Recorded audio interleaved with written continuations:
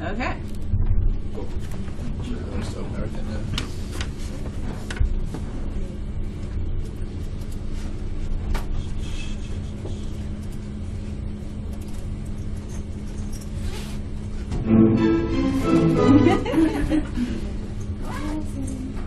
Big build up.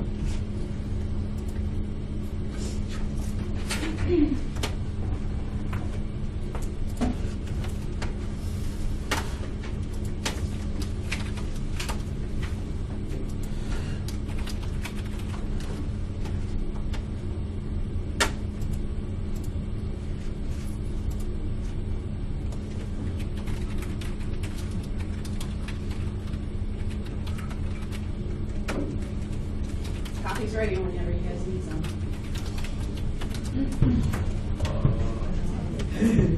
Before or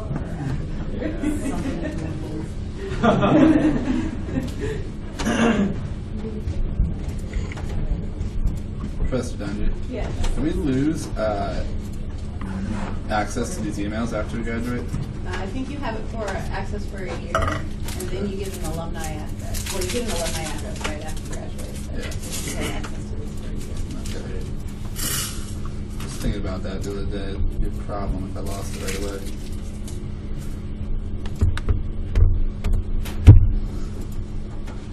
Alright. Which one of you guys wants to go first? Probably makes sense like this, right? It does.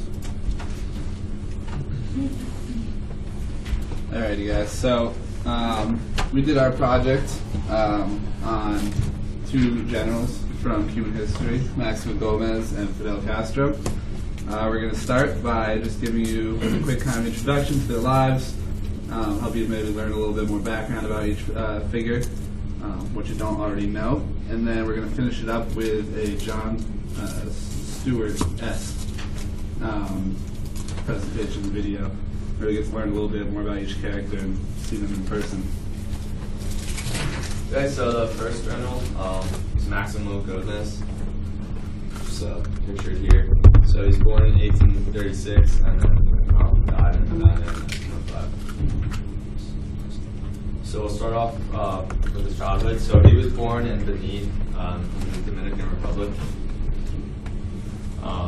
So he was actually of Dominican origin, which is later on why part of the reason he declined his presidency. So he fought as a teenager in the Haitian insurrections, and then later trained as an officer at the Sarkozy Military Academy as a Spanish cavalry officer.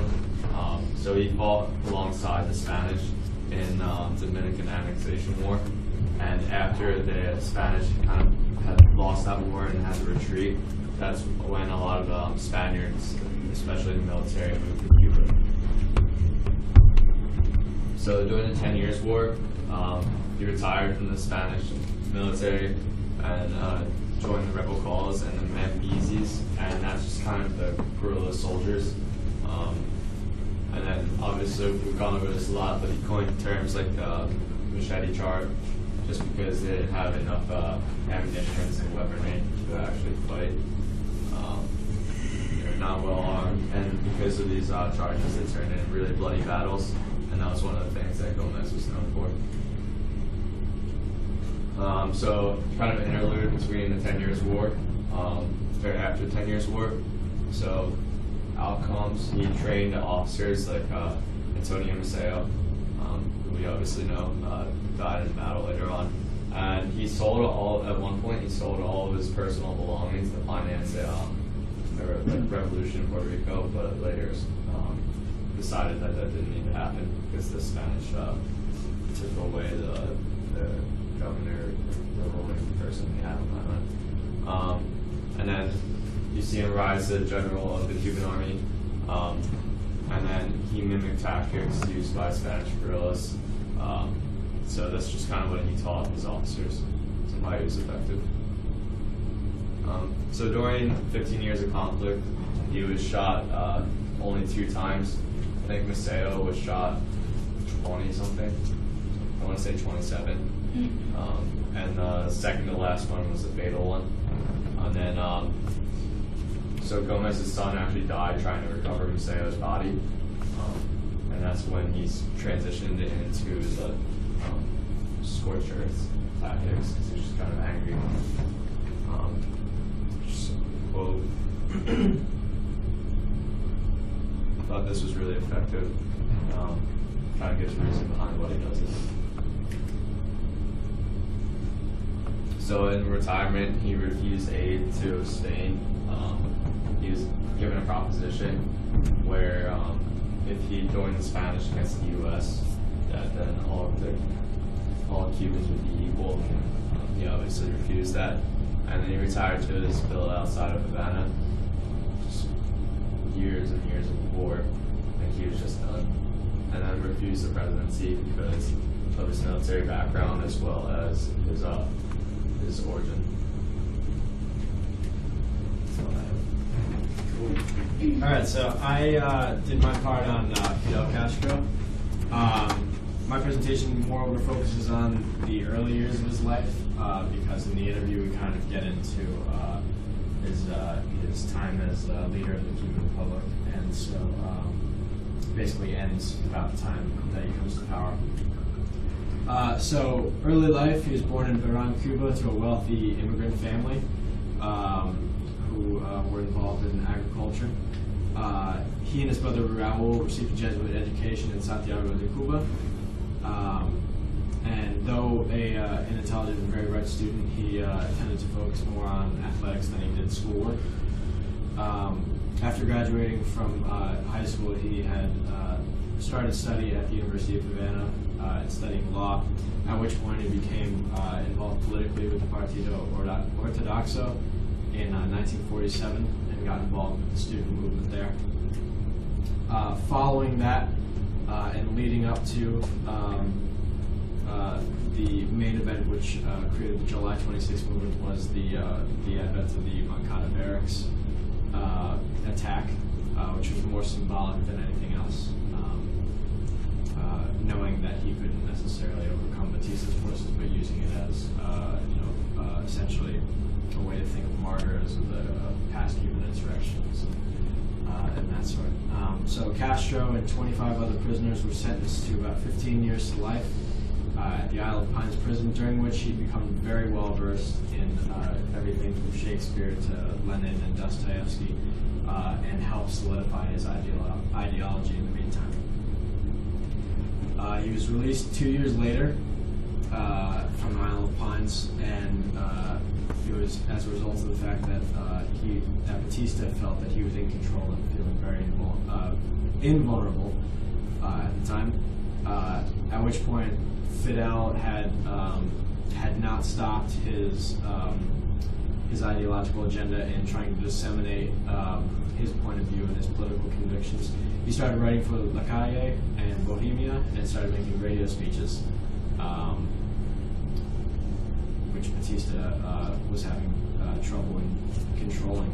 And so he confirmed his belief during this time due to the brutal tactics that he had seen at Moncada and all of the events thereafter, that the only way to defeat Batista's regime would be through armed insurrection.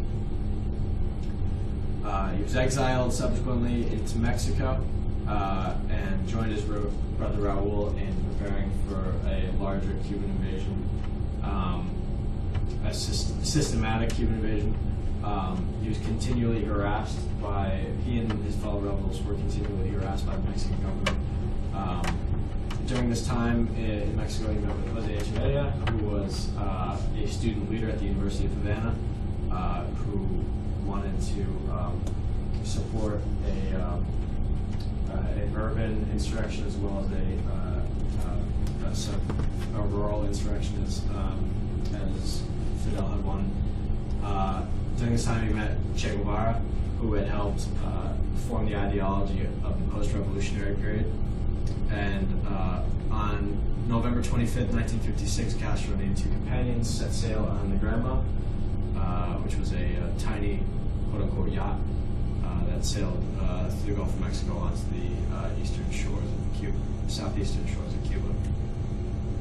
So the revolution started technically on December 2nd, 1956, At which point, 3 days later, Fidel and 11 others were the only ones to escape an ambush led by, or near Nikiro by Batista's forces. During his time in the Sierra Maestra, he established Radio Rebelde, which Batista could not control his dissemination of information this way, and the fact that he had become an icon of revolution from the New York Times after February 24th of the following year, 1957, with his interview with Herbert Matthews. Continuing on through the Sierra Maestra, he eventually established a barricade in La Plata, out of which he operated. And following that time, the Catholic Church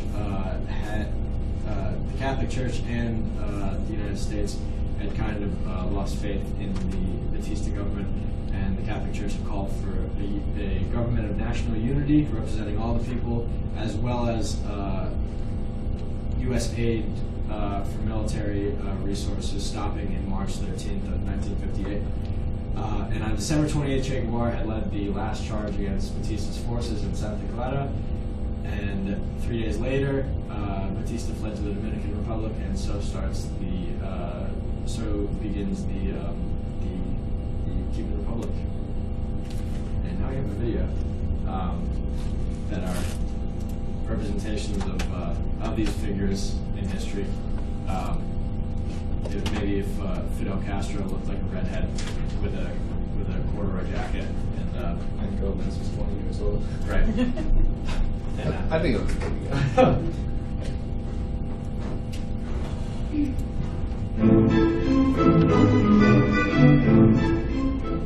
Good evening. Welcome to Daily Insurrection. Tonight on the show, we have two very special guests. Both of these men have spent most of their lives battling for causes that they believe in and have been integral in making revolutions take shape in their country of Cuba. For those of you who don't know, Cuba is a small island nation off the coast of Florida. In fact, it's only about 90 miles away. However, because of the ideals of these most recent revolutionaries, the United States has been cut off from Cuba for more than 50 years. Recently, President Barack Obama has made an attempt at lifting this outdated embargo and normalizing relationships between our two countries. In order to get a better understanding for what caused this embargo in the first place, let me please introduce my first esteemed guest, Mr. Fidel Castro. Welcome, welcome, welcome. It is so great to have you here with us tonight, Fidel. I'm so glad you could make it.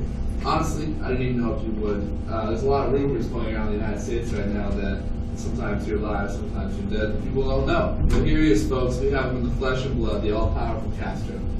Thank you, Kevin, and as you can see, I'm very much alive, although not all that well. We'll see as my body starts deteriorating, but my spirit certainly lives on. Very good, very good. That's nice to hear. But let's start by talking about your story.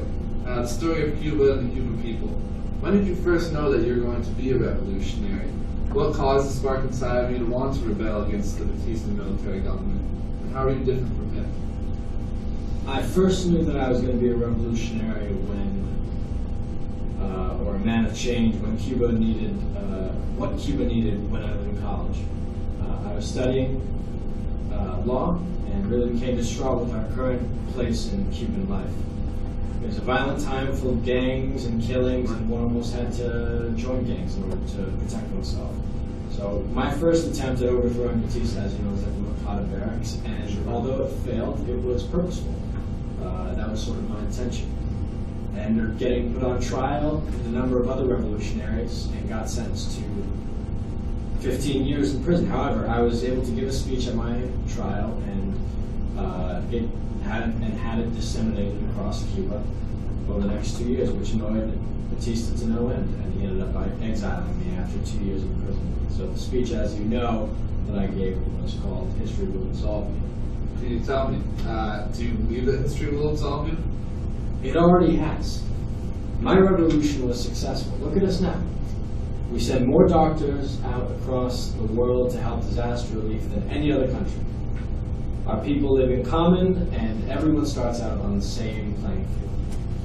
As my revolutionaries rose to power, even we distributed the land to the folks all across the country, and I started with my own family's land as a as a measure of good faith for the law. Okay, fine. But what about now? Aren't there food shortages all the time in your country? It seems like there's quite a bit of suffering. The people of Cuba are happy. Sure, we don't have enough food all the time, but we always persevere. If the United States would stop unfairly sanctioning us, there would be plenty of food to go around. The United States is operating under 50-year-old legislation that only hurts the Cuban people. I understand this, but I also believe that the United States has tried to remedy this situation with you several times, but you refuse to cooperate. It isn't that I have refused to cooperate, but that the United States is only interested in being an imperial power. They want to control us as Spain, and they have already done in the past. If we concede power to the United States, it will only be a matter of time before they have taken over our Eden. It was hard enough kicking out all the American corporations when we first rose to power. If I did everything in the past 5 decades that the American presidents asked me to do, we'd likely be a 51st state. Okay, alright. Let's just move on to the symbols of the revolution. Many statues are on display around Cuba of revolutionary powers of the past. For instance, Jose Marti. Having been alive for the resurrection of your own likeness and for the reverence which so many people pay to vast monuments like the Makata Barracks, in what way are you conscious of your own image as a symbol of the revolution? We have to be clear about one thing. I am absolutely certain that the Cuban Revolution would not have existed without me. As a matter of fact, I've gone to great lengths to make sure that my own personal history is in fact the modern history of my country. Having said that, I believe that the revolution itself surpasses the accomplishments of just one man. The revolution was the collective triumph of the Cuban people over an imperialistic Yankee brutal dictatorship. In this light, I don't encourage the use of my face as a symbol.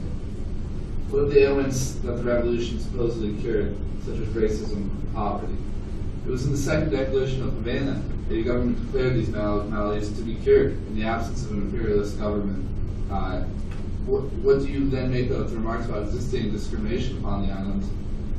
The black markets that serve one currency to one group of people and another currency to another group of people, usually based on jobs that they attained based on their skin color. I don't have to remind you of the inherent whiteness of the tourist industry within Cuba. I don't have to listen to this.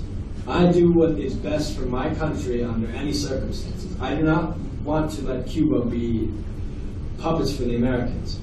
I managed against all odds to provide literacy for all of my countrymen and elevate us out of poverty through education. No one goes hungry.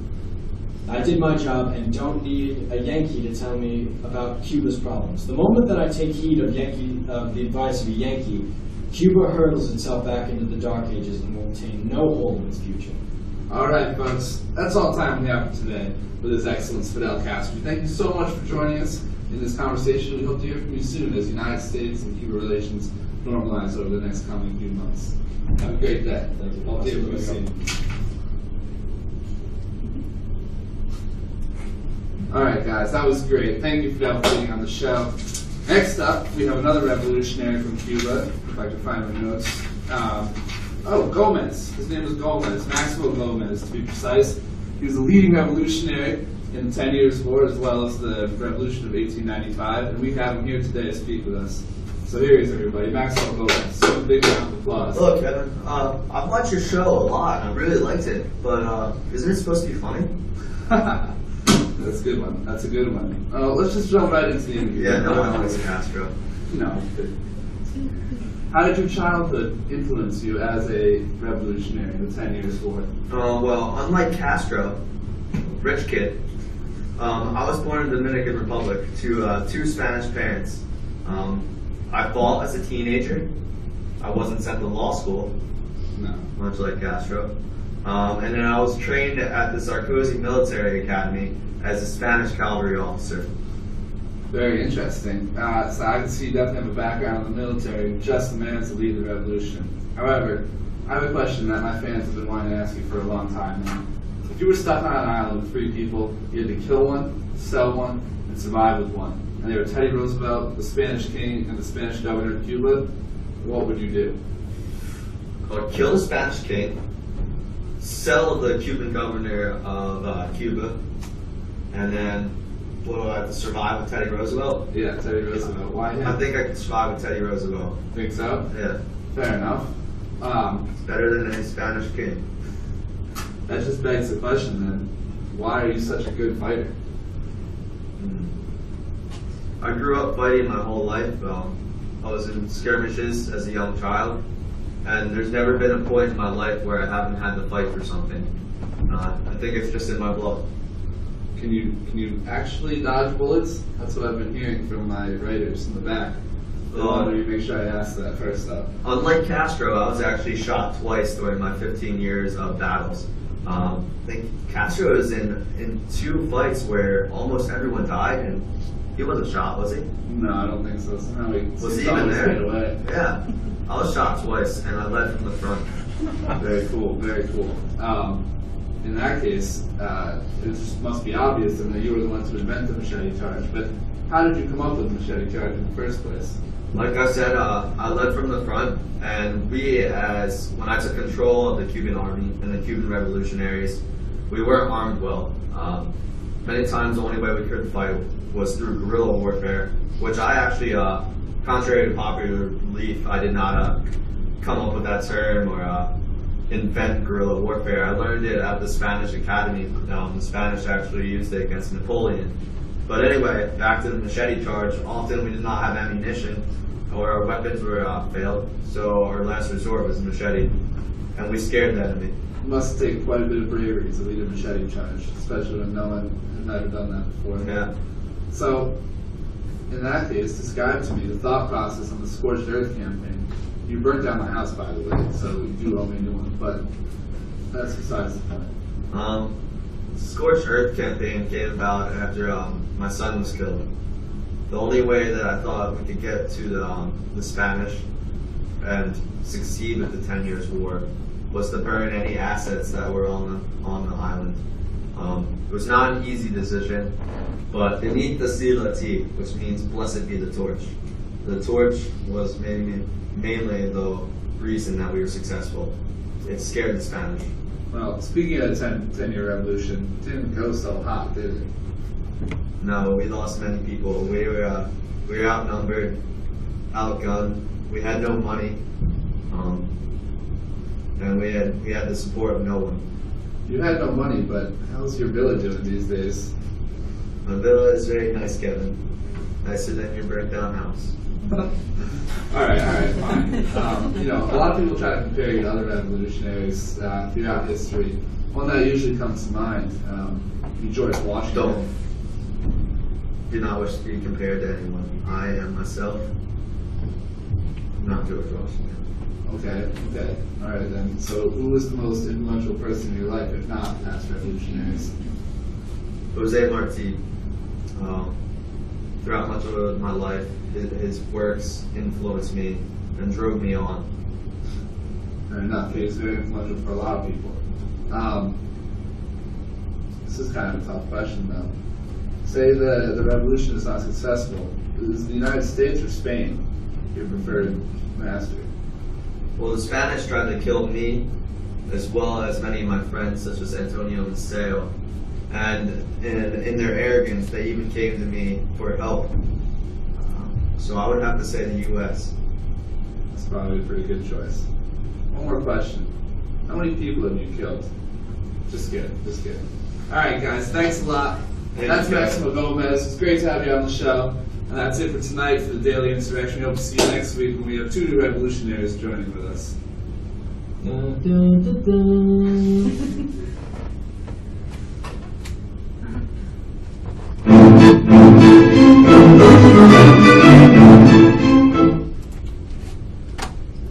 that is all we have. Thank you. I hope you guys learned something.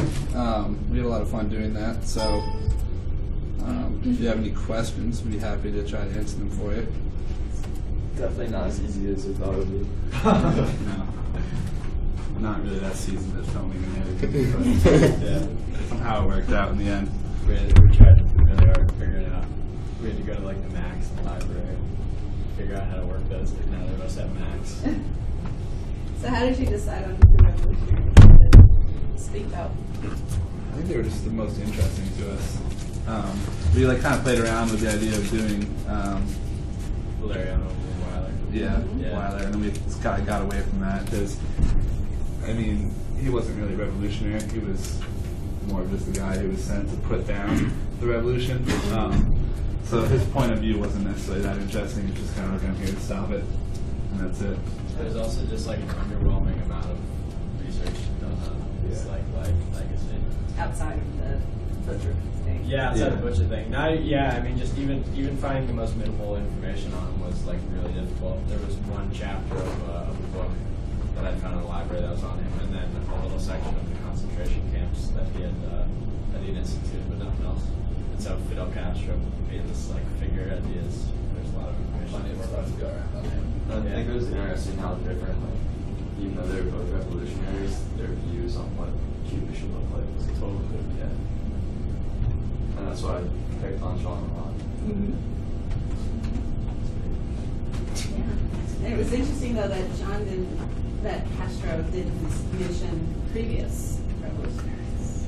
Yeah, we just kind of ignored the time part when they were supposed to just kind of be doing their things. It was kind of suspended. No, Suspended, and yeah. because of that, that was, I mean, it was interesting that, you know, that Gomez would comment on, you Yeah. know, Castro this, that, and the other, Yeah. whereas, you know, Castro, which Yes, would I have think been, it's you Gomez know, has the something to only, pick on Castro for, whereas right, Castro. because, yeah, I mean, Castro would have, if anything, he would pull Or out use the rest of it. Martí Right. or somebody, but he wouldn't say anything about what Gomez or Maceo would have done. Yeah.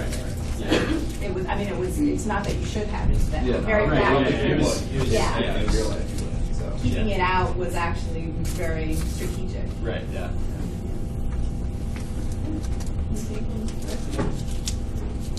Good job, you guys. Yay. All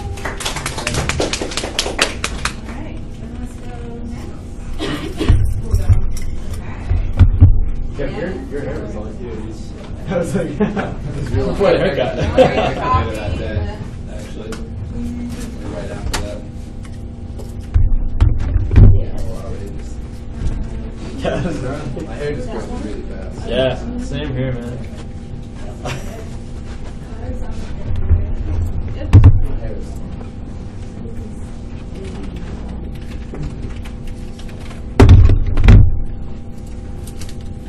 One to top there right now. My hair has been cut since like November.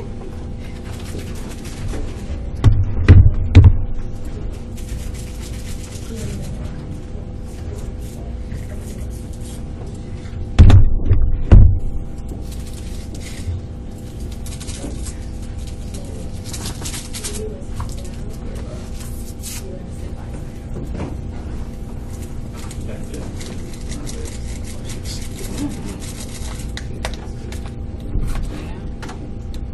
Make this like the hardest thing in the world to get one of these things.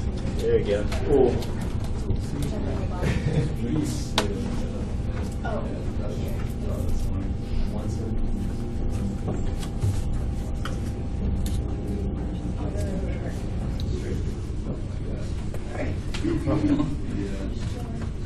Hope you guys enjoyed the race.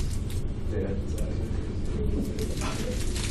Yeah, I missed all of it. Oh, no. Yeah, We raised a lot of money too. Yes, You guys next year when you set it up. She was Are you the played Cuban. Derby? Oh, I just organized the whole thing. But, Oh, were you part of that? Yeah. yeah, my family organized it. Do you want me to pull up the And Google we, Doc?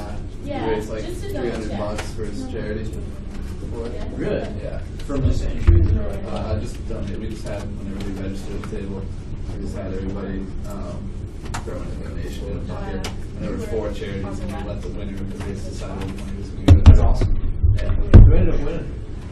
I didn't know. Some kid. This is Some something, kid. right? I don't really. I just like get up here, stay on the table, pick charity. My absolute favorite moment of the Derby on Saturday from the video was The wrong one. the dude who. Wait, there's a video. No, it was just like it was kind of like it was just brief. Someone had done like a time lapse of it, but one dude instead of doing like the traditional like person on your back. Yeah, the girl. Yeah, had the person upside down, like, over the shoulders. It was the funniest thing I've ever seen. When that kid came around the corner, I just like, lost it. I was just like, He was probably the first person in the history of the Derby to ever do that. Oh yeah, my it was God. some serious carnage. My girlfriend's had to start jockeying. Right? It was on my shoulders. And like, did basically face into the ground. Like, I just put her arms out, Oh she my stood up, God. and just started falling about. Yeah, I think he was in good shape. I'm glad I think he was in good shape These things like that. Right? Yeah. When we were setting up the course, I didn't think it was Well, some I was guys just are way too together, big. so they're next. But like, since we got rid of the snow, it's kind of a lot faster than normal. Because they're just getting like, if something like went wrong, if their head's like, their head's going, or they're bouncing on something. I didn't know we were supposed to go. Yeah, it was a little chaotic. I couldn't hear what they were saying on the microphone anymore. I thought they said, I thought I got a thumbs up. Wouldn't have had really go. So I was just, and then I wonder how many years of action sitting up there because like everybody was saying that. It's just way like, too early. it just is, it's just like always been. actually even saying it. So I was like, okay. Never. Just like ever since then. They didn't hold me back any longer.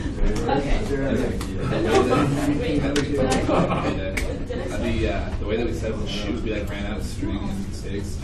So originally the shoot was supposed to be like this into the race, but instead it was just kind of like pointing at the wall and then like a sharp turn like that. So everybody like started running and then they're like, oh crap, we gotta turn. Go this way real fast. Oh, I thought that. One kid ran the wrong way out of the shoot. Oh, what? Yeah, he was trying to take us out. Is that right? Yeah, it was pretty fun. Justin, who'd you have a correct? Some like 80-pound wreck. It's awesome. My freshman year, I killed my current roommate, and he had like 40 pounds less back then. But it was a solid race. Came in third. Sophomore year, did not do as well. Went down really fast right at the beginning. But it was nice being on the organizing side of it this year, not running. I was Katie's union source last year. I had Shannon clean up my back. I was like, Supervisor. Everyone underestimates how hard it is.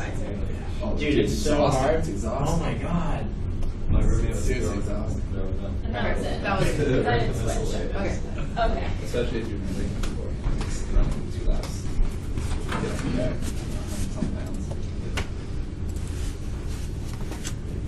Oh, that's right.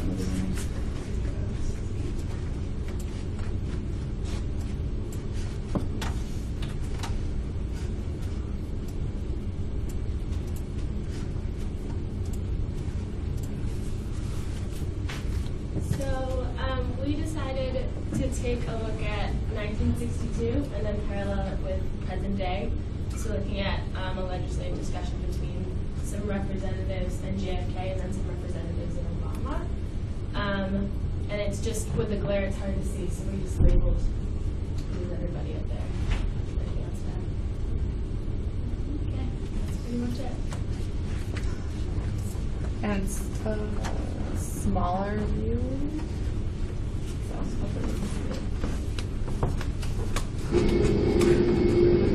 Good evening, my fellow citizens. This government, as promised, has maintained the closest surveillance of the Soviet military buildup on the island of Cuba. Within the past week, unmistakable evidence has established the fact that a series of offensive missile sites is now in preparation on that imprisoned island. The purpose of these bases can be none other than to provide a nuclear strike capability against the Western Hemisphere. From receiving the first preliminary hard information of this nature last Tuesday morning at 9 a.m., I directed that our surveillance be stepped up. And having now confirmed and completed our evaluation of the evidence and our decision on a course of action, this government feels obliged to report this new crisis to you in. We have a right to defend our country in whatever way we see fit. If this means arming ourselves with the help of the Soviet Union in order to avoid U.S. imperialism, it is our right to do so. By the presence of these large, long-range, and clearly offensive weapons of sudden mass destruction, constitutes an explicit threat to the peace and security of all the Americans, in flagrant and deliberate defiance of the real fact of 1947.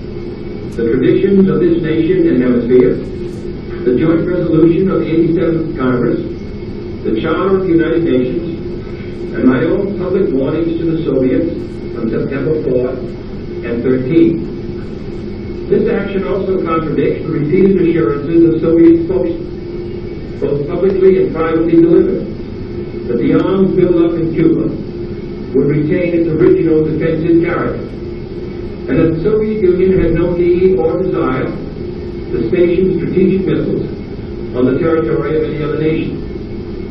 The size of this undertaking makes clear that it has been planned for some months. Cuba was calling for help, and your country didn't do anything. We were asked to help a smaller, weaker country. We are not crossing any lines or breaking any treaties. This isn't a split vote CPS. Clearly, this is an issue between two foreign powers and not Cuba's problem. Taking action against Cuba in punishment for this decision is an act of proxy war, not Cuba-U.S. relations. Neither the United States of America nor the world community of nations can tolerate deliberate deception and offensive threats on the part of any nation, large or small. We no longer live in a world where only the actual firing of weapons represents a sufficient challenge to a nation's security to constitute maximum peril. Nuclear weapons are so destructive, and ballistic missiles are so swift, that any substantially increased possibility of their use, or any sudden change in their deployment, may well be regarded as a definite threat to peace. Yet you have missiles trained on us in places like Turkey. This isn't an act of deception. It's a legitimate act of defense. It's a terrifying idea to have unprovoked weapons pointing straight at us 90 miles off the coast of Florida. This tension between two great countries has made our own country a pawn. The people who will suffer are the people like me who can't afford to leave like those who did in 1959. And our history, unlike that of the Soviets since the end of World War II, demonstrates that we have no desire to dominate or conquer any other nation or impose our system upon its people. For decades, we've seen U.S. imperialism in our country, and before that, it was the Spanish. Jose Marti envisioned a united Cuba with various races and perspectives. That's what I want. I don't want American Cuba. I want a Cuban Cuba. The U.S. has been false in its claims to avoid imperialism. Just look at the Tar Amendment and false policy. I agree. Until the amendments did, the U.S. would not annex Cuba and allow Cuban self-rule. The U.S. went back on this through its military presence and economic hold of the country. Cuba has never been left alone. But this secret, swift, extraordinary buildup of communist missiles in an area well known to have a special and historical relationship to the United States and the nations of the Western Hemisphere, in violation of Soviet assurances and in defiance of American and hemispheric policy, this sudden, clandestine decision to station strategic weapons for the first time outside of Soviet soil is a deliberately provocative and unjustified change in the status quo, which cannot be accepted by this country if our courage and our commitments are ever to be trusted again by either friend or foe. The 1930s taught us a clear lesson. Aggressive conduct, if allowed to go unchecked and unchallenged, ultimately leads to war. This nation is opposed to war. We are also true to our word. Our unswerving objective, therefore, must be to prevent the use of these missiles against this or any other country. And the Bay of Pigs is a direct assault on Cuban soil by the United States. Soviet missiles in Cuba doesn't have to be taken as a direct threat to the United States. There is violence going on in the region. Just look at Central America. We're trying to give Cuba a chance in the region of the world that faces a difficult time right now. Our policy has been one of patience and restraint, as befits a peaceful and powerful nation which leads a worldwide alliance. We have been determined not to be diverted from our central concerns by mere irritants. How can a capitalist country like the U.S. that pits neighbors against neighbors, all in the name of self-gain, call itself peaceful? What does the word Vietnam mean to you? Yeah, how is fighting other communist countries been going for you? Don't mess with me, Kennedy. Acting, therefore, in the defense of our own security and of the entire Western Hemisphere, and under the authority entrusted to me by the Constitution, as endorsed by the resolution of the Congress, I have directed that the following initial steps be taken immediately. First, to halt this offensive buildup, a strict quarantine on all offensive military equipment under shipment to Cuba is being initiated. Cuba controls the entire Western Hemisphere. That's an outdated way of thinking. The Monroe Doctrine was from 1823 and it's now 1962. Come on. We don't need to rub it anyways. We've got the Soviets. Third, it shall be the policy of this nation to regard any nuclear missile launched from Cuba against any nation in the Western Hemisphere as an attack by the Soviet Union on the United States. You're clearly saying this is an issue between the Soviets and the U.S. Why are you involving us and making it messier than it needs to be? As a necessary military precaution, I have reinforced our base at Guantanamo, evacuated today the dependents of our personnel there, and ordered additional military units to be on a standby alert basis. The Cuban Revolution has put a new government in control that has little interest in working with the United States and the capacity of the Platinum policy regarding Guantanamo. We don't need U.S. military on our soil, so you may as well just take them all away. I call upon Chairman Khrushchev to halt and eliminate this clandestine, reckless, and provocative threat to world peace and to stable relations between our two nations.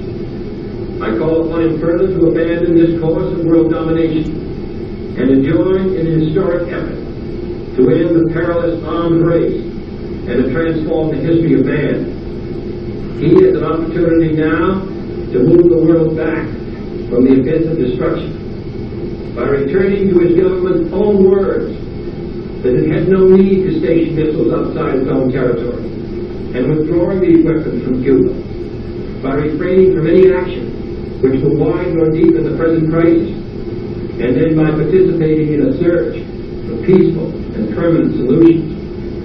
This nation is prepared to present its case against the Soviet threat to peace and our own proposals for a peaceful world at any time and in any forum. It takes two to tango, Kennedy. You're just as guilty. We need to work together to figure this out. Take those missiles out of Turkey. It goes both ways. Neither of us want a nuclear war. To say a few words to the captive people of Cuba, to whom this speech is being directly carried by special radio facilities. I speak to you as a friend, as one who knows of your deep attachment to your fatherland, as one who shares your aspirations for liberty and justice for all. And I have watched, and the American people have watched, with deep sorrow, how your nationalist revolution was betrayed, and how your fatherland fell under foreign domination. Now your leaders are no longer Cuban leaders, inspired by Cuban ideals. They are puppets and agents of an international conspiracy, which has turned Cuba against your friends and neighbors in the Americas. You're wrong. The U.S. getting so involved is creating a shift in unnecessary international relations. You imagine a better country for us after your policies, yet we're doing fine. Look at literacy campaigns, agrarian reforms, and redistribution of land. If we didn't stand behind our leader, looking back on our past, it's clear we could do something about it. Kennedy is right. I like Cuba because I don't trust Castro. I dream of a free country, but it's clear the dream Kennedy was imperialism. The cost of freedom is always high, but Americans have always paid it. And one path we shall never choose, and that is the path of surrender or submission. Our goal is not the victory of might, but the vindication of right. Not peace at the expense of freedom, but both peace and freedom here in this hemisphere, and we hope around the world. God willing, that goal will be achieved. You say you refuse to surrender and submit, yet with an economic and military embargo, you expect us to do exactly that. I will not allow this embargo to leverage me. Cuba will remain in its glorious state, even without the support of the U.S.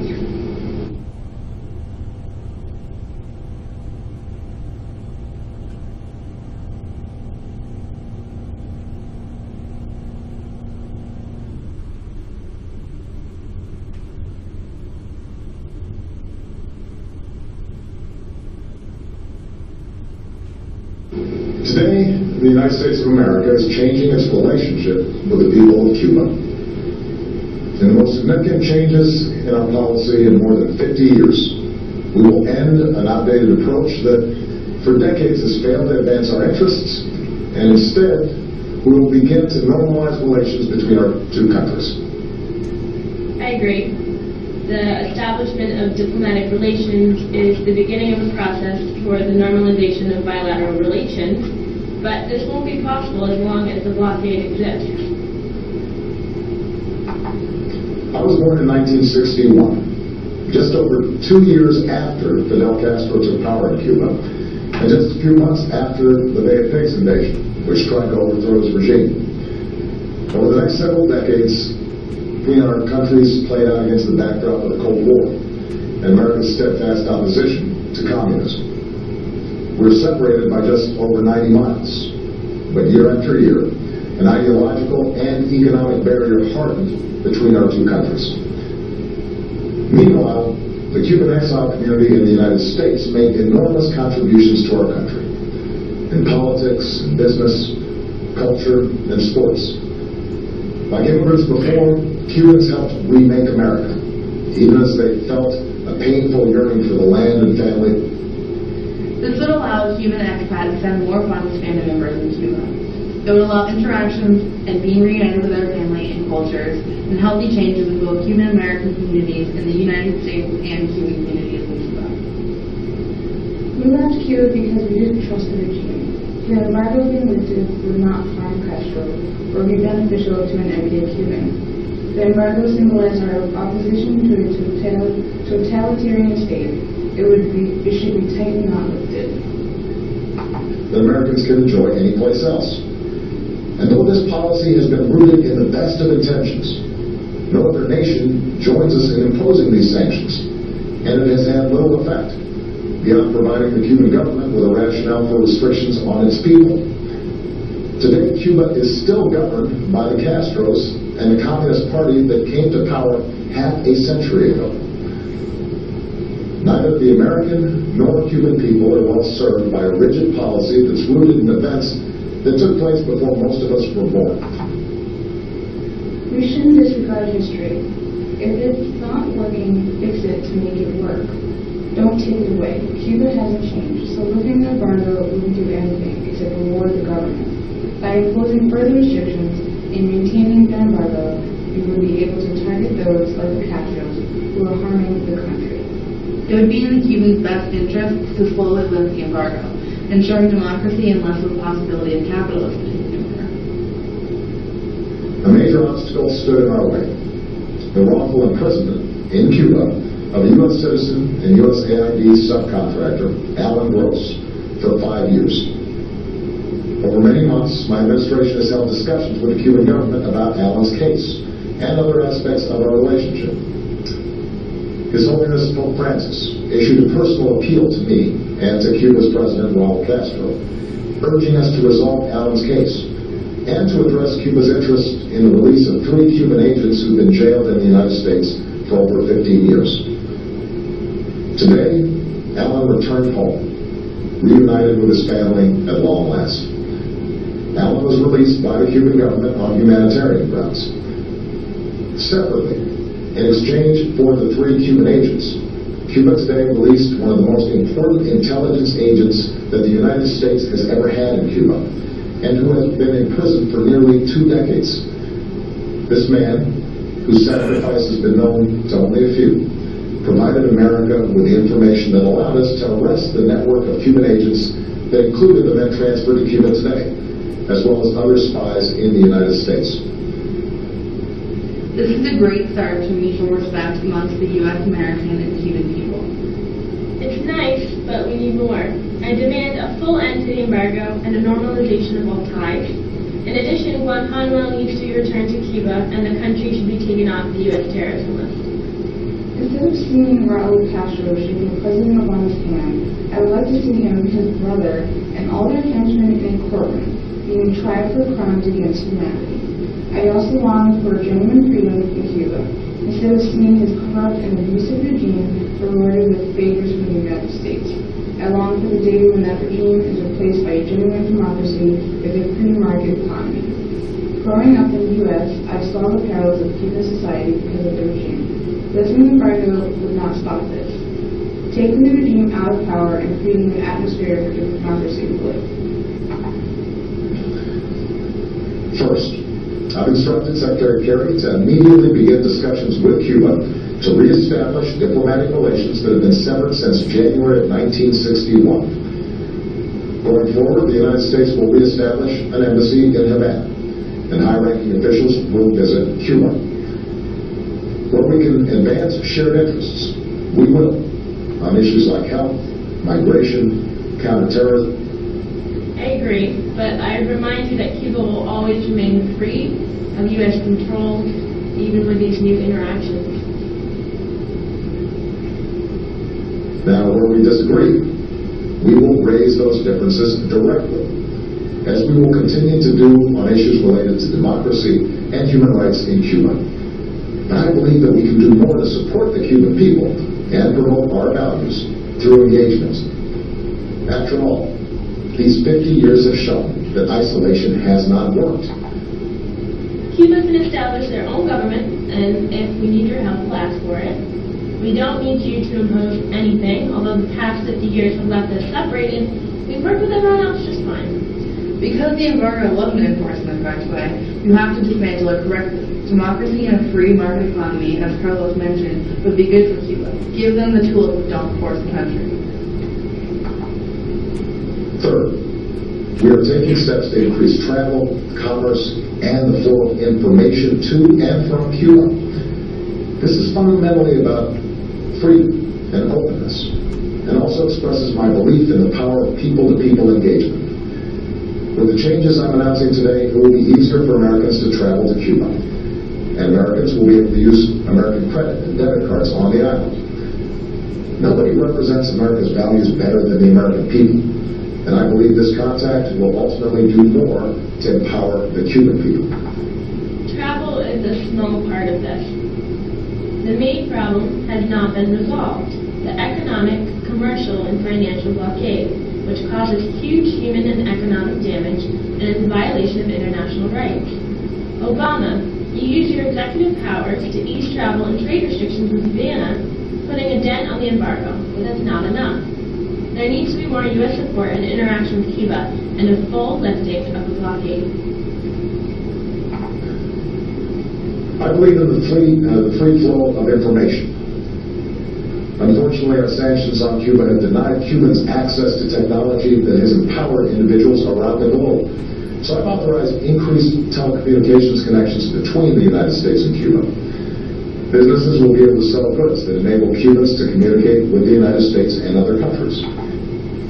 Cuba doesn't have a lot of access to technology. By allowing the free flow of information and technology, Cubans would be ensured access to the outside world and other perspectives outside of the regime. To those who oppose the steps I'm announcing today, let me say that I respect your passion and share your commitment to liberty and democracy. The question is, how do we uphold that commitment? I do not believe we can keep doing the same thing for over 5 decades and expect a different result. Moreover, it does not serve America's interests or the Cuban people to try to push Cuba towards collapse. Even if that worked, and it hasn't for 50 years, we know from hard-earned experience that countries are more likely to enjoy lasting transformation if their people are not subjected to chaos. We are calling on Cuba to unleash the potential of 11 million Cubans by ending unnecessary restrictions on their political, social, and economic activities. In that spirit, we should not allow U.S. sanctions to add to the burden of Cuban citizens. We all know Cuba is in a state of economic woe, and I think a lot of this can be blamed on the harsh, isolating embargo. I'm not asking for U.S. imperialism in the 21st century. I'm asking for a trading partner in order to benefit both our economies. We need positive relations between these two countries. And that's what we have. Realize it was really long, but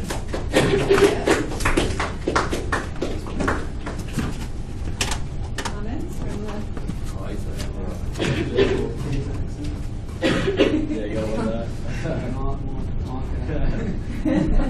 Nah, hemisphere. Yeah, that voice is actually pretty sick. Yeah, that's great. I really like the use of the historic speech with your comments. So as if you were sitting in at a session. It was like one of the answers. It had like this good artistic kind of flow, almost as if it was like this art, like very art-like commentary thing added to it. I don't know. I feel like that's the name that you kept switching at the end there. That was a Cuban expat in the U.S. advisor. A Cuban expat against Memorial. Yeah. And you could hear the different, I mean,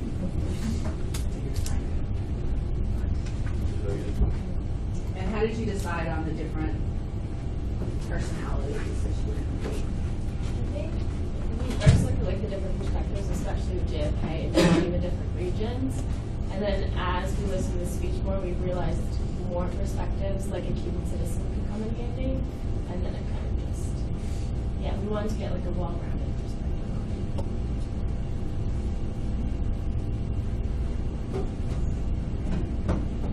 it. Yay!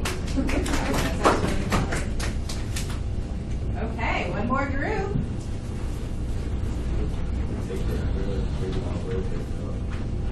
Well, the camera kept dying or the memory card kept calling us. So that would be so amazing. Yeah. And then we used this website to like put it all together, and when we were done, it was like, it's gonna be like $10, upload that video. And we were like, somebody showed up. It was a process. The speech isn't bad though, but I think all of us are probably the site full. Oh yeah. Instead of hearing them so, well, we've heard them so many times. Yeah, you can do it now. Even with Boston accent. Got that master. I really I like the fact that you guys use like, I mean, this class is like really good at using the different media. Like, I didn't even know about Prezi until like I came to college, and then like WeVideo, like who came up with that? I Googled. And you Googled it? Yeah. What else did it like? Did it help or did it help in doing anything like differently? Or was It was like, super easy. Like all you do is like when you just drag? you just like, upload them, yeah. and then it just like you just like hit when you want to edit. It's like so straightforward. And it's just like a free online editing software. Free until you want to like put it. So it's free until you want to do something. Yeah. Right, yeah, okay. And video. Yeah, I think it has a certain You can only like a certain amount. Yeah, and we did a lot. Memory. Cool. Canvas also has a whole bunch of editing things in it, and I think I need to, like, in a class like this, put those just give you access to those things. I don't know about them, so I'm going to learn more about those kind of editing things for a class like this. Last but not least. Alright, so we did a progression of the Castro regime. We kind of looked at Fidel, Raul, and then a bit of modern Cuba. We just have some discussion questions along the way.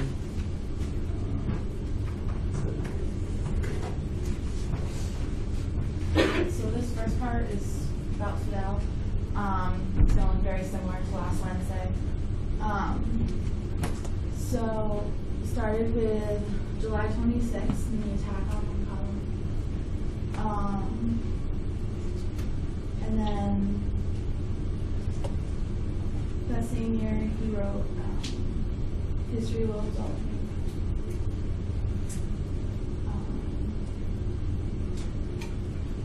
In 1956, he came back to Cuba on Guillermo and started the revolution.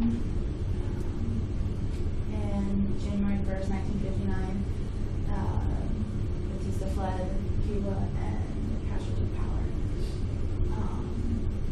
In 1961, he started the literacy campaign, which was put in because it was one of his successes.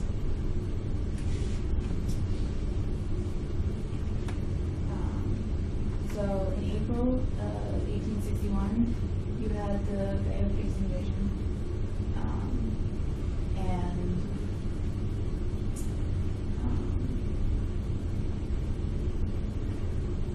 Castro used the invasion. He pointed out to everyone that he had been saying the U.S. was going to invade, and he used the Bay of Pigs as the proof that he was right all along. Then in February of 1962, JFK extended the Cuban embargo. And then in October of 1962 was the Cuban Missile Crisis. So 1970, you have the 10 million tons harvest. Fidel made this goal in 1964, and the goal was to harvest 10 million tons of sugar. This was a failure. The economy was in shambles, but they did have a harvest of 8.5 million tons of sugar, which is the biggest harvest they had. 1980, they did the Mariel Boat Lift. 125,000 Cubans left, and caused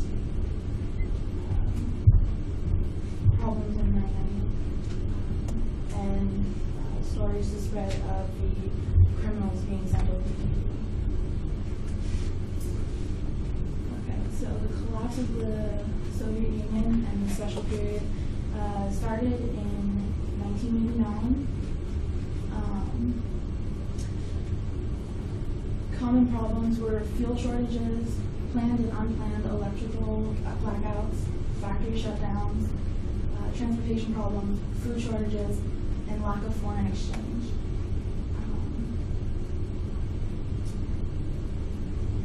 The lack of foreign exchange was a big problem. It didn't allow them to pay their debts. Because of the special period, the U.S. dollar became legalized in 1993. But this caused problems between classes. It made it so that anyone with the U.S. dollar was clearly more wealthy than people working for the government and earning their wages in pesos. And during the special period, there was an agricultural crisis because of the fuel shortages. They were unsuccessful in harvesting as much sugar, which caused problems with the economy. They also had fewer imports because the Soviet Union was no longer bringing oil.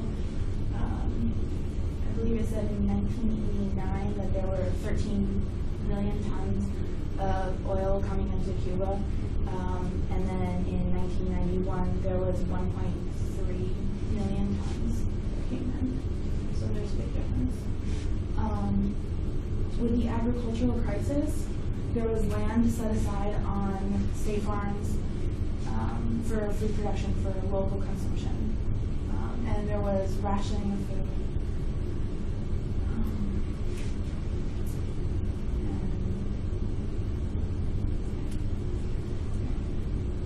So in 1998, Pope John Paul II visited Cuba.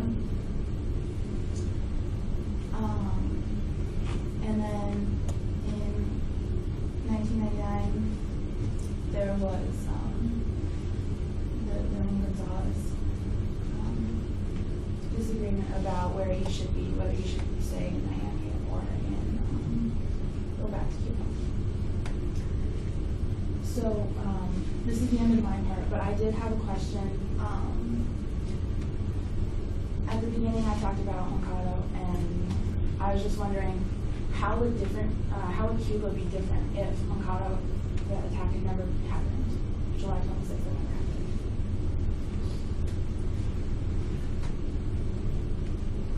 Probably would have needed a different name July 26th, but I think moreover it gave the idea of the July 26th movement is this kind of it embodies like adversity and like things that you just can't overcome, which the Moncada barracks was just the symbol of power which they couldn't overcome, and it so kind of represents this ongoing struggle of Cuban people against like power and might, but they more represented an idea, so something more intangible than the Moncada barracks. It's almost like it was part of their heritage of integrity and like sticking to it for Moncada barracks incident. Like persistent idea. Just like a character yeah. shaping for the nation. Yeah. It also gave Castro his platform from which to speak, because before that he was relatively unknown, kind of like wannabe political leader. But once he got arrested, it's clear that he was a revolutionary, not just a political leader. That people started to listen up and they listened to his speech, and as they sent the speech out when he was in prison, that was kind of what kicked off the whole thing. So without it, I mean, the revolution never even happened. And he was spared too. It made no sense unless He's really screwed up though. Yeah, that was retrospect. I think the images were really important too that came out of it, of the bodies laying on the ground, full of holes in the wall. I think Sean's saying of this, it was a fruitless thing. It's like we're going up against, this. We don't expect to come out of this alive, but it's the statement we're making, and that's the whole idea. We're making a statement, and you have to make that statement in order to have it. It kind of, it reminds me more over of the, of Bastille, the French Bastille Day, because, of this symbol of, like, the old society and of repression. So, that was kind of the Cuban Bastille Day, which they still celebrate today. So, I get exactly where it came from. And I don't know whether, being revolutionaries themselves, they had to be versed in that. And realize that they had to. We wouldn't be revolutionary. Yeah, you're right, yeah. Attack a prison that were like 8 people in it, nobody's even there. So, yeah, that was definitely that. They never would say that, but. We don't even really like to admit that the American Revolution was about taxes, completely, we'd like to say it's about independence, but a lot of it was about taxes. Taxes and representation. Right. Which is what this is about too, it's about representation. Right. And, who's being heard and what is being heard. And those it's never just one thing, but something Alright, so we see the rise of Raul into more prominence and more power. So, in 2006, it's revealed that Fidel was very sick. I believe it was gastrointestinal stuff. So Raul, who was the vice president, became the acting president while Fidel was sick. So he had those duties on top of his other stuff, which was Minister of the Armed Forces. And then in 2008, he was officially elected as the president. And it's not like he was running against anybody, so he's officially elected, but it's going to happen anyway. So in 2008, he immediately brought in revolutionary reforms, and now Cubans could buy DVD players, computers, microwaves, and rice cookers. I was wondering what you guys thought of this, because all of a sudden Cubans have all this access to new technology that they didn't have before, like computers and DVD players. That's like, if you've never had that, that's gotta be insane. And then microwaves. Look what this is. That's 2008. Yeah, and then microwaves and rice cookers. It's just convenient and fast. So I think it's kind of funny to see people explaining how that works over there. You know what that is? It's a crock pot. It's a rice cooker. It's a rice cooker. So I just thought. It's Cuban, so you need a rice cooker.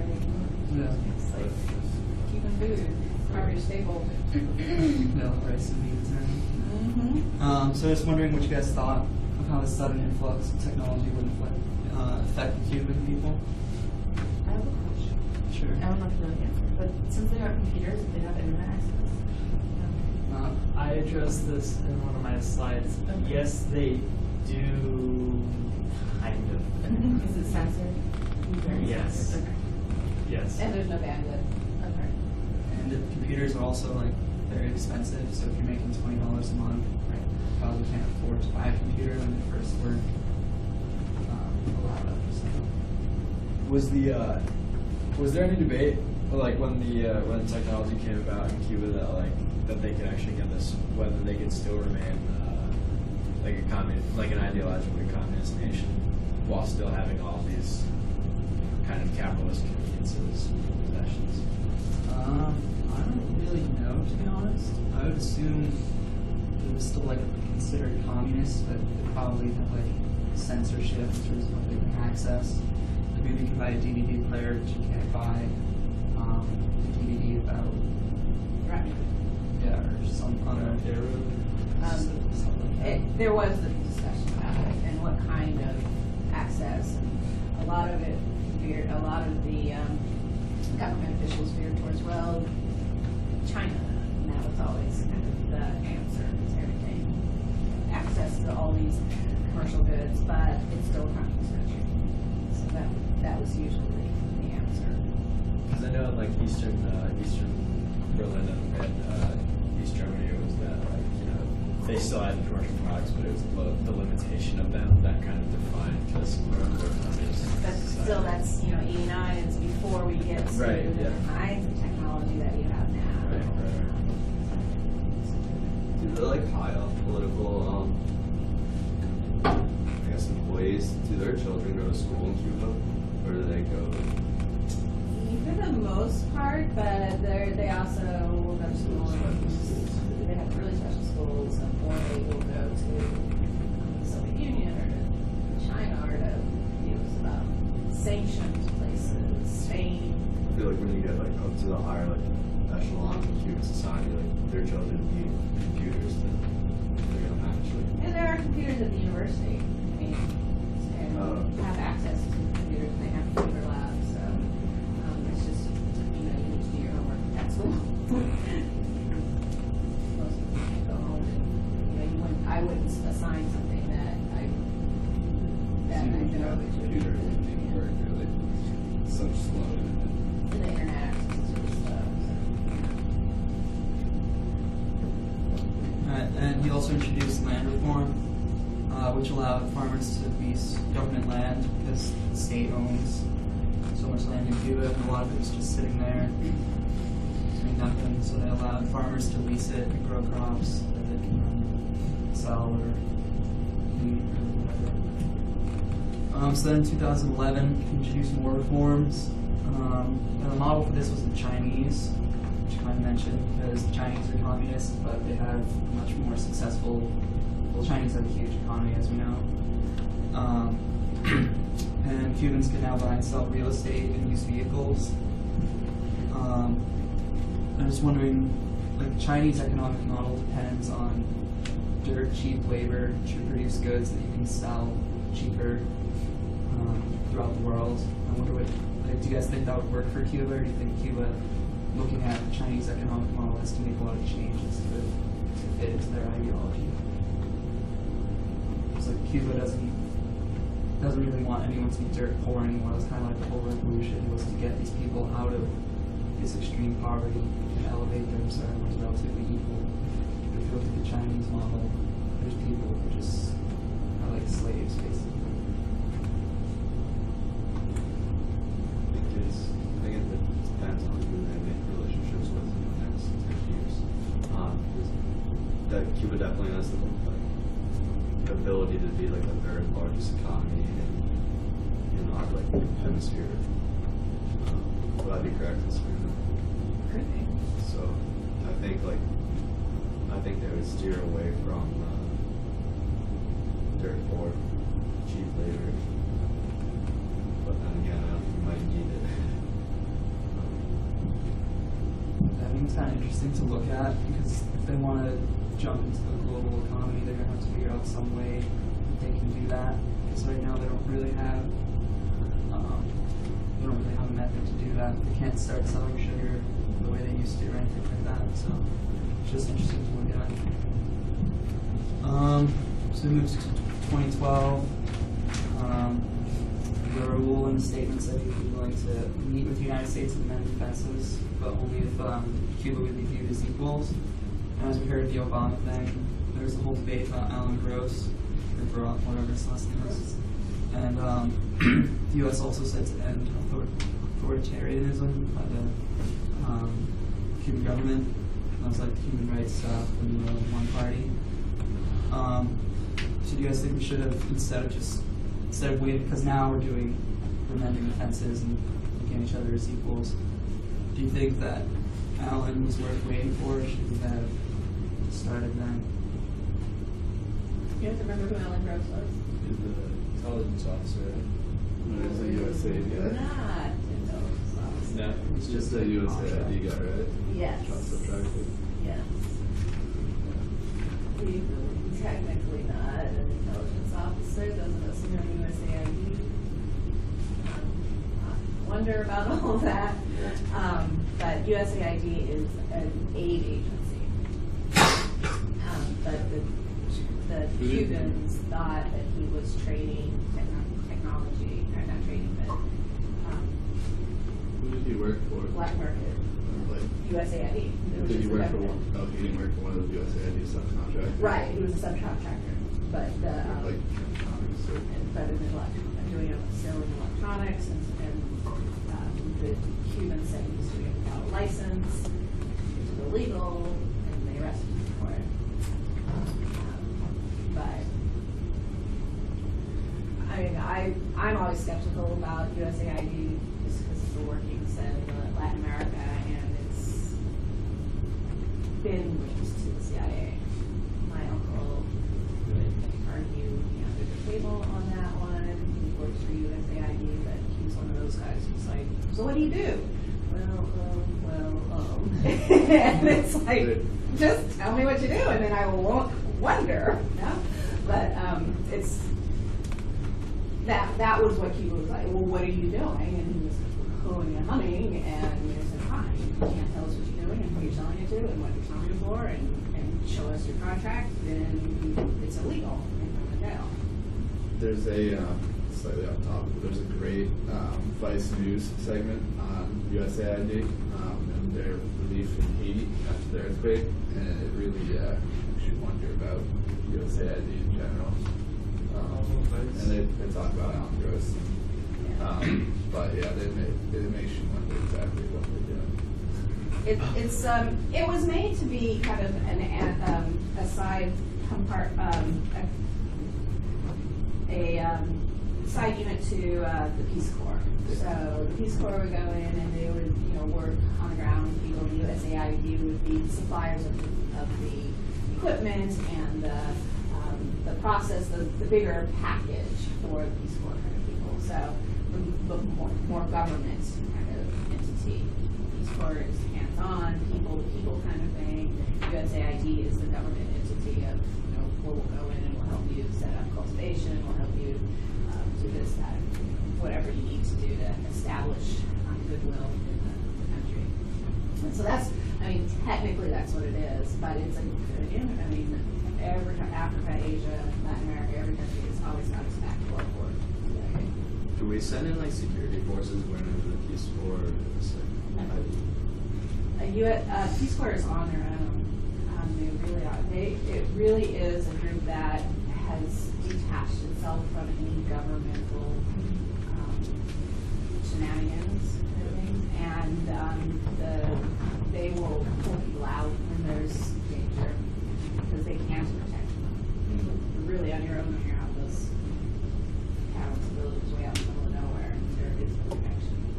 So, no, they don't get as much help. But then because they're linked to like USAID and some other things,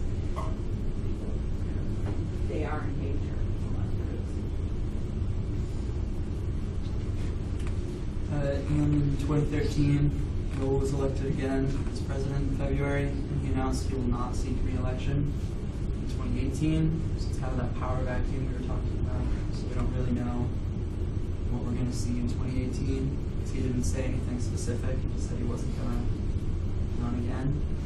And then I don't know if you guys remember, but during the Nelson Mandela Memorial Service, Raul and Obama shook hands. And at the time, that was all over the news. So that was a really big deal. Supposedly, it's kind of led to the following relations that we see today. That's really a quick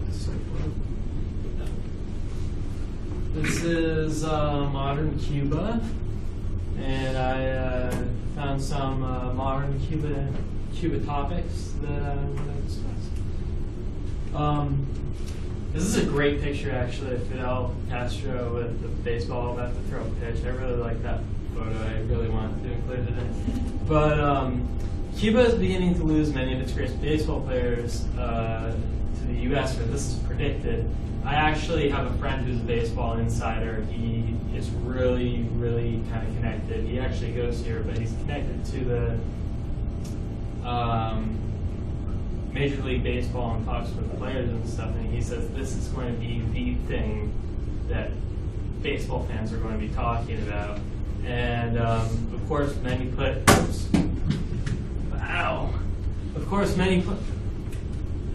players are setting better deals on the opening of relations to this.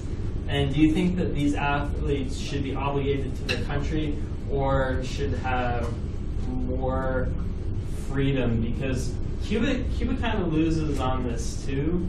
They lose like some of their great athletes. I mean, imagine if we were losing our athletes to say like Great Britain or something. Like, this affects things like the Olympics and the the World Series, baseball World Series, like the real World Series, not the U.S. World Series. But that those kinds of things. And this is like the first stuff that people are going to start noticing too when these relationships start opening up, and it's just kind of noticeable. Well, might not even be an opportunity to like. I know when it first happened, my father was talking about the fact that Toronto Blue Jays got a team. What's this? There's not going to be a team in Havana. Which would be something else. It'll definitely challenge even more the kind of things that Cuba's struggling to maintain as a communist society. But I mean, I think they'd want to be more prideful about the fact that they have their own players and don't want to just send them to the U.S. That'd be awesome, actually. A team. I didn't even think about that team in Havana. Like, it's only 90 miles. I mean, it's not like it's a short flight. Yeah, It's no farther than Toronto. It'd be sick. That'd be crazy. Great team. As part of like a bigger league. They'd have to work out something because like the home team always gets the money from it, so they would be making significantly less money. But they can take like a percentage from the MLB. I really wonder what we think if they were included in part of the larger like thing. If Cuba was taking some of the money from these players, like, it kind of raises some questions. Like, it should be. I think there's still like a pride factor. Like, even so, like in hockey, if you're on the Habs, like the Habs is one of the greatest teams ever, but their paychecks are significantly less because of the tax system. But there's this like they're gods in Montreal, so I think there'd be that same stigma in Havana.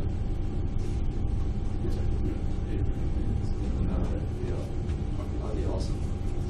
All right. Obama actually removed Cuba from the terror list, and this is pretty new news. And in a move that has met with some protests from America, most notably from the presidential candidate Marco Rubio, Obama has removed Cuba from the terror list. Being removed from the terror list eliminates Cuba from an association with terrorism and criminality and helps improve relations with the U.S. But does Cuba's actions warrant this placement? Is it integral to improved relations with Cuba from the U.S.'s standpoint? Should we really be doing this? And does this even really mean anything? Because I read a lot of articles I read about this. People were saying, yeah, so what? But I don't know. Is Cuba earning of the removal? Did he actually do it, or I know he was threatening to? Oh, he did it. It was pretty recent. This last Yeah, week. some people flipped, but very quiet. Quietly did it. Very quietly. Okay. Yeah.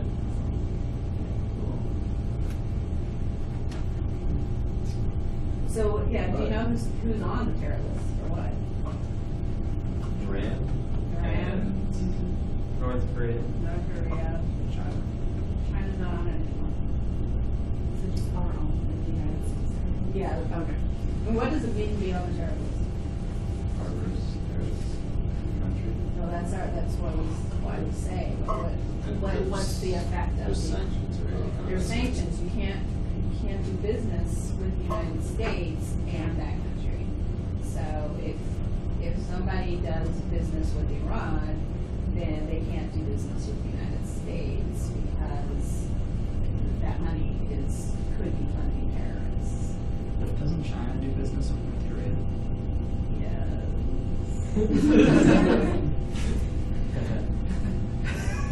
So that the U.S. just got arrested.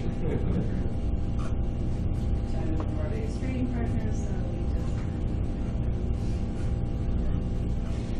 Yeah. China does business with Cuba. Well, now they're not on the list. So Now we're not on it. But that was what the trade embargo was about too. So, so a company like Marino, which has hotels all over the world, including Cuba, cannot build a hotel in the United States because they have a hotel in Cuba. So this means they might be getting a hotel from that. Well, for two reasons. One, they're off the terror list, and two, we did the Right, trade right. embargo. So there's two reasons why we now might get a hotel. Cool.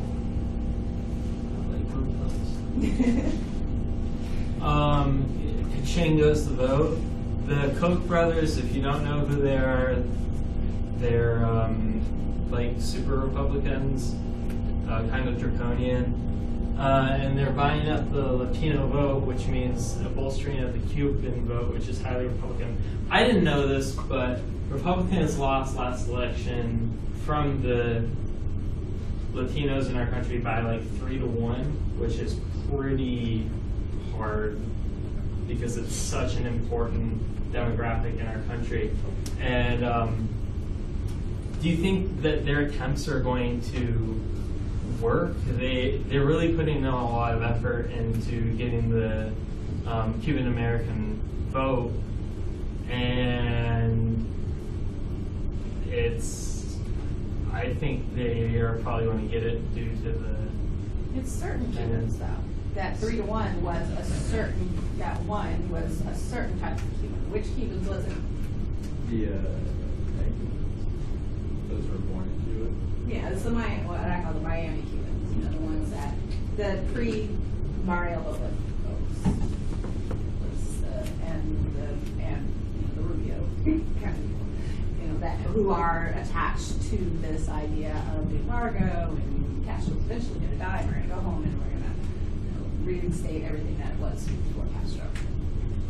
Post-1980 immigrants, those are the ones who have are more like the immigrants from El Salvador, from Guatemala, from other places that have more of that other democratic party kind of view that this is what they want to get. Mm-hmm. But they also want to strengthen the Cuban vote, especially with all this stuff that's been happening with Cuba regarding the lifting of the.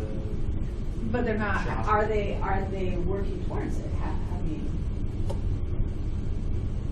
if you were somebody, a Cuban, who previous to the lifting of the embargo was not favoring the Republican Party, has the Republican Party been doing anything lately that would make you say, oh yeah, maybe this party will win it? Go for it. What has the Republican Party done lately to woo a Latino, Cuban Latino, woo a Cuban? Well, two of their candidates are. But two of their candidates were Republicans who were anti-embargo. I mean, who were pro-embargo.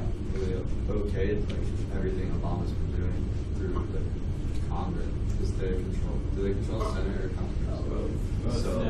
So that's that kind of helps them because they haven't been setting up a roadblock for the legislation that Obama pushed through. So they can say look, we did this.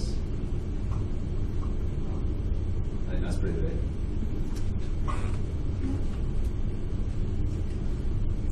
Pope in the island. Now, this is kind of interesting. The Pope Francis has scheduled a visit to the island of Cuba recently, and I know that he helped Cuba and the U.S. negotiate some terms, but what could he possibly be traveling for? I know when the Pope travels to somewhere, he usually has a purpose and a reason behind why he's traveling to it. Is it to negotiate further ties with the two countries, or is it possible that he's trying to spread the word of the church and that only? I think that it's probably the second, but it'd be interesting if there is some private negotiations going down, because I'm not sure, but he was going there as of recent.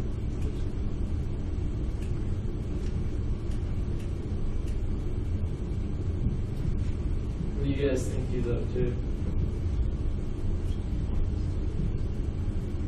Is Cuba still atheist? Secular. Yeah. So probably just whether we're the church, if now there's new ideas coming in and they're starting to talk to the U.S., it's like his new chance to. Yeah. That makes sense. Human rights issues. That's a big concern of ours as well. I wonder if U.S. talked to him about the human rights concerns before we start. Oh, it's always on the negotiation table with. Oh yeah. Okay. Let's see. Welcome to Cuba. You must be new. With the influx of tourists coming in at an extraordinary rate to Cuba, Cuba is beginning to gear up for arrivals. Traditionally, U.S. citizens would travel to Mexico or Canada to board to Cuba, but the renewed relations between Cuba and the U.S. have meant for increased travel. So we're kind of in an in limbo state right now. It's kind of like travel purgatory. The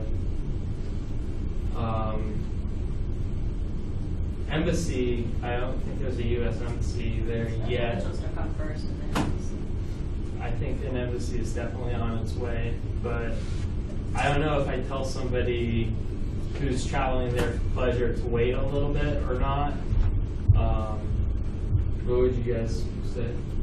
There's probably a lot of violence. So wait, it's not worth being in a country where there's no U.S. embassy, I don't think. Just for your own personal protection. Order is not safe. That's U.S. That's the U.S. That's U.S. So I'll look at You lose Baltimore. Yikes.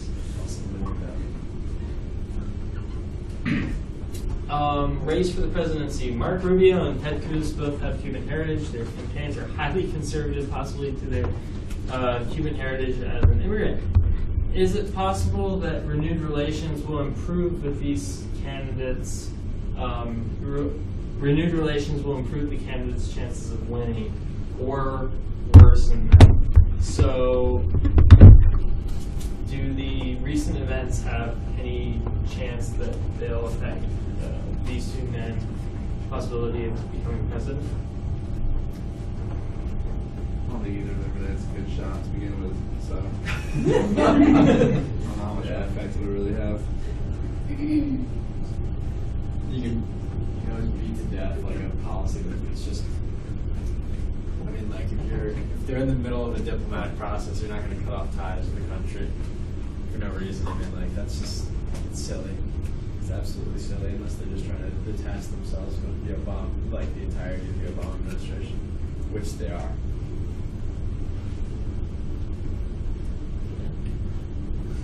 And this is my favorite thing I found. When Facebook met Cuba, in a country that hardly uses the internet, let alone Facebook, it would be a shock that Mark Zuckerberg has plans to expand. The expansion plans haven't been declared yet, but he says it's a possibility. And when he says it's a possibility, that usually means it's going to happen, because that's what Mark Zuckerberg is like. And I think he's going to really be pitting himself against a Goliath when he attempts to pitch this to Cuba, and I think he's going to keep on trying to get it there because of the opening of ties between the U.S. and Cuba. Do you think that Cuba will ever have Facebook even for tourists only, or what kind of system do you imagine seeing? Facebook could be dangerous for Cuba, especially if people are just going all about the city. Pictures of like children out in the streets without shoes, anything bad. No, Cuban child will go out in the street without shoes. Really?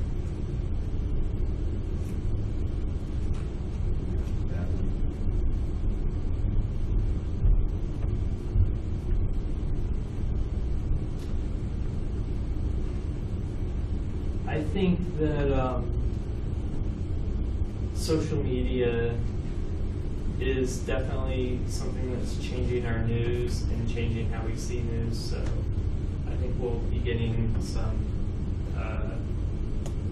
stuff in the near future from Mr. Zuckerberg. Finally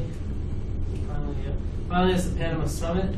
The summit is a meeting of all the essential leaders in the Western Hemisphere, and as you guys might know, there was a lot of fury towards Obama for not letting Cuba come into the summit, but he conceded, and Raul kind of chewed him out for a good amount of time.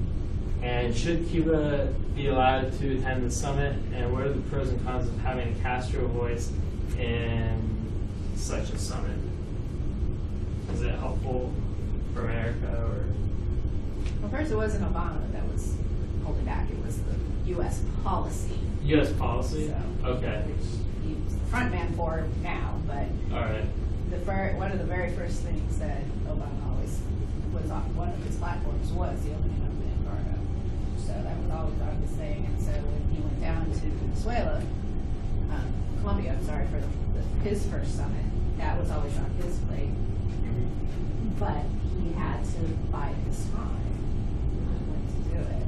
So yes, he was chewed out in Cartagena for not having, for the U.S. stance, foreign policy stance against allowing Cuba into the OAS. It's not an Obama stance. His stance was always to right. His platform was always to just going with protocol. He had to. Yeah. That was his protocol. But he finally did. And yes, Raul did chew not Obama out, but U.S. policy, of which Obama is in the face for that. So that's going to be, that was bound to happen. And of course, Castro has to have his little platform to do his 90-minute speech. So he did that too. So, but that's a very good question about being allowed at the summit, and then what that voice is going to do now that they have this platform. They're just basically given a microphone, which is a very powerful thing.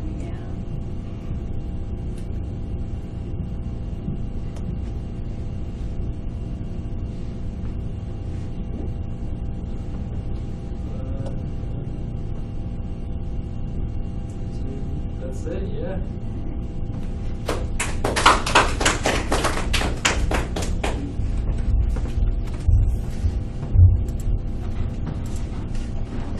Okay, so I've got one more thing for you guys. There's still more coffee in there. There's some passion fruit juice there. I'm going to turn the music back on.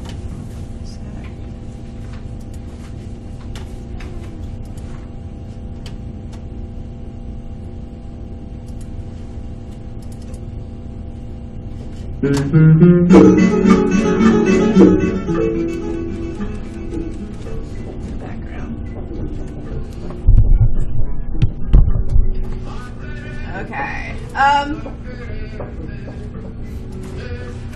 One last thing on Canvas for you guys.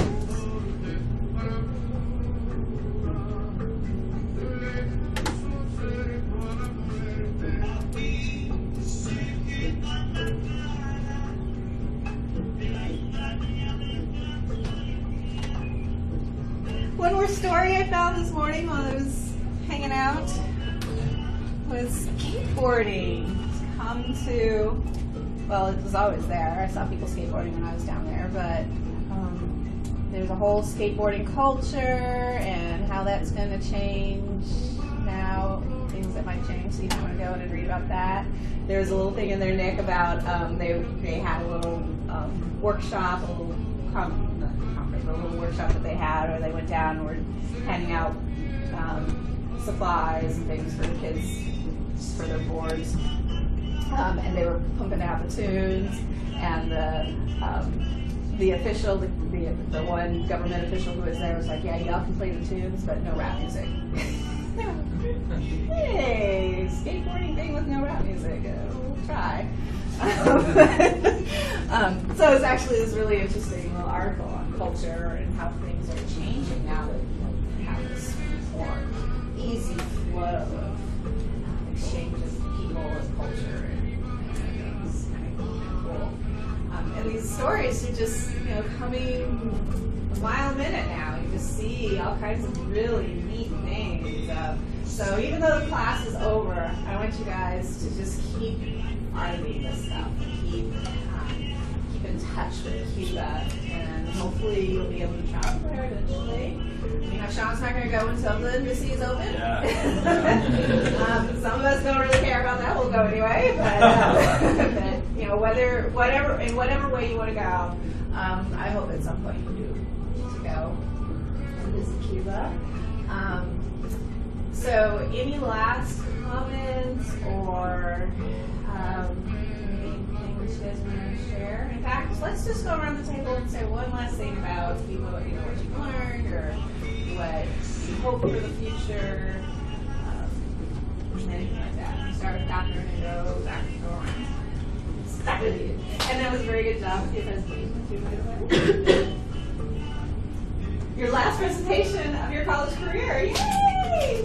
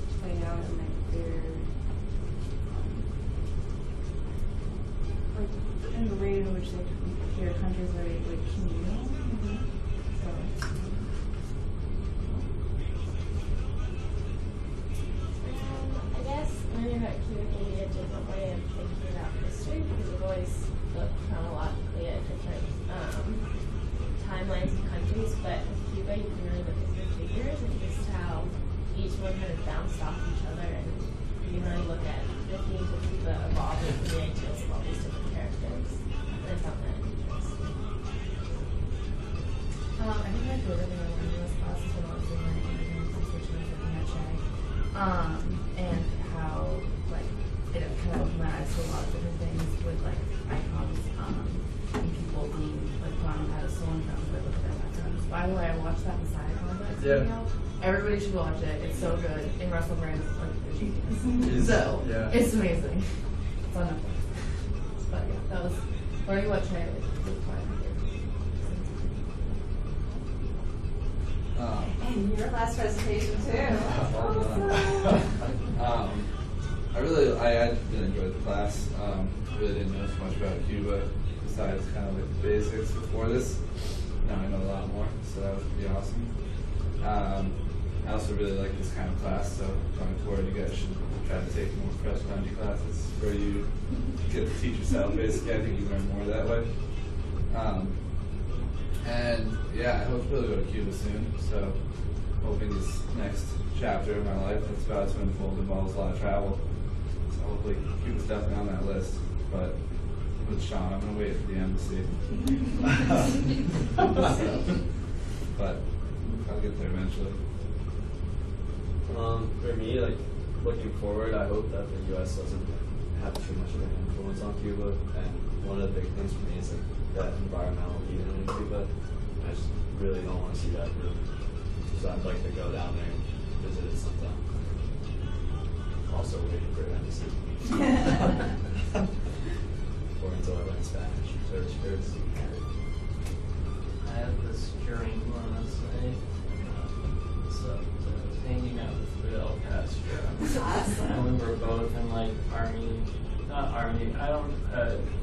the peaks he wore, and we were just chilling and smoking a Cuban cigar. And it was just like, I think it's because I had to do this project today, but it was just so vivid, and I think that this class just helped paint a really vivid picture of Cuba, and especially Fidel Castro. And I have to say, he's probably one of my favorite figures from history, and he's still alive today. So like, he's not a history figure yet. He's not dead. He's just got to wait a few days or something. But yeah, it's pretty. I think the one thing that I've come to like take away from the Cuban experience is like I become more of an objective student of history than I ever was before, even thinking that I was, and just kind of shedding yourself of all of your preconceived notions of what exactly or who exactly someone is, and taking them for what they are by learning about their experience. I've just come to, I mean, like a guy like Che, I looked at as like I demonized him, like, all of my education, and then, he ends up becoming, I feel like, just learning about him and the images of him, and, like one of my heroes. So I just, it's just like, the class is kind of transformed. Like, I think what's interesting is the fact that Cuba is so dynamic and organic at the same time, in the way that it changes, and the way that we can learn from it going forward. I think I've learned a lot about myself in Cuba. It really has a cultural ecosystem. Yeah. Well, I definitely learned a ton. It's really interesting to learn like the backstory of Fidel and everything, because our previous educations kind of demonizes him and his revolution because of the embargo. I didn't know anything about Cuba really. Now I have all this knowledge. And I'd really like to go down there. Hopefully like before the influx of tourists, so they can get a better experience that way. Yeah, I was going to say, I think that means going before the embassy, so I need to learn a little Spanish, but I think it'll be fine. I don't get the impression that they get kidnapped or be accused of being a spy. And they speak English there. So yeah. They speak, most people speak to me before they It's a lot too. Like if you're a hitchhiker, they're obliged to like pick you up. That's like actually a thing? You don't have to like drive. That's so much. That's awesome. In Europe, you have to like take the train. Like, it's like, yeah, go over there, sure. Like,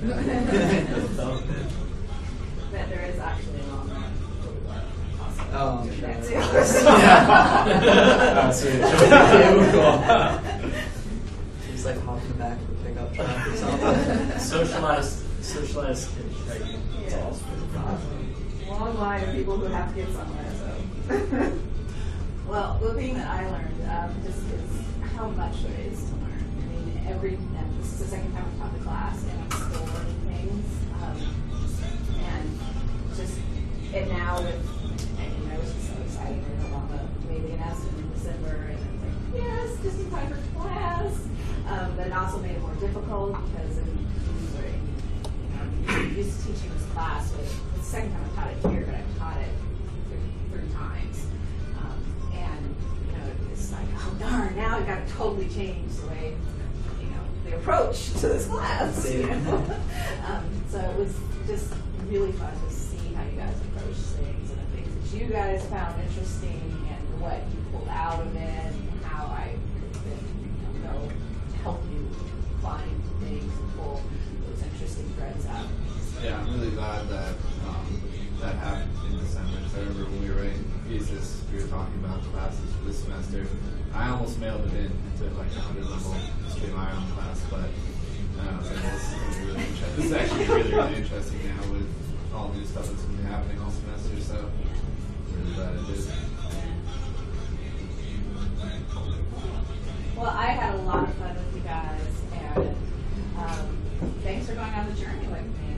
I wish we could have gone to Cuba together, and I'm sorry that we couldn't get that little trip together, but you guys will get there eventually, and you can also educate others of your friends and family that want to go or are afraid to go or whatever. So don't be afraid. Well, thank you so much. And I'm almost done with all of your papers, so you should have a grade by tomorrow morning for the class. Jesus.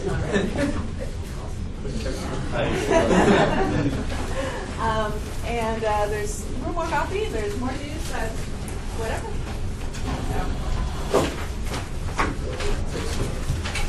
And I will see Catherine and Kevin on Sunday. Or actually Saturday if you're going to the history thing. International Conference for that, right? Huh? Where is that exactly? International Conference, yeah. By the way, bookstore doesn't take this. They took the Chomsky reader. Yeah. I'm not